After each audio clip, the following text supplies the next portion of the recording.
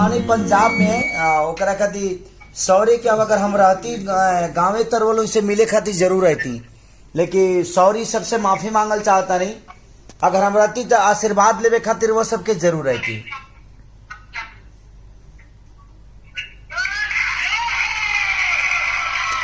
बट बेटा जितना लोग बा हमार भाई हवे वो सब प्यार दी, आशीर्वाद दी। और हमारे विकास भैया जो उनके धरती पर सबसे ज्यादा विकास भैया से हम प्यार करी ले।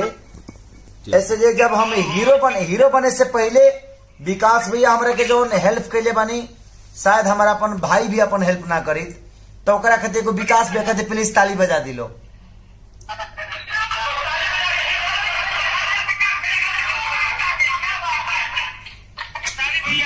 हाँ हाँ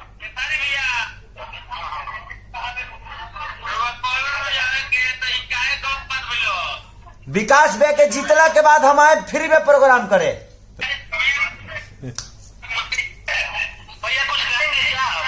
नहीं, विकास भैया के जीतला के बाद हम आएंगे फ्री में प्रोग्राम करने।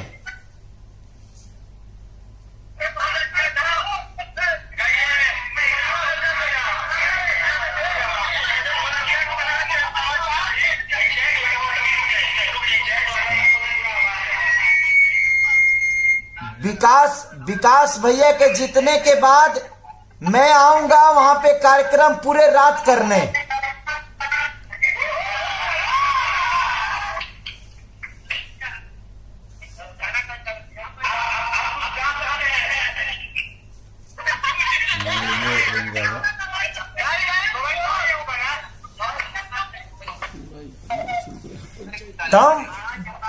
तमती मार के भातार के फसवल सरे बंगली मिया।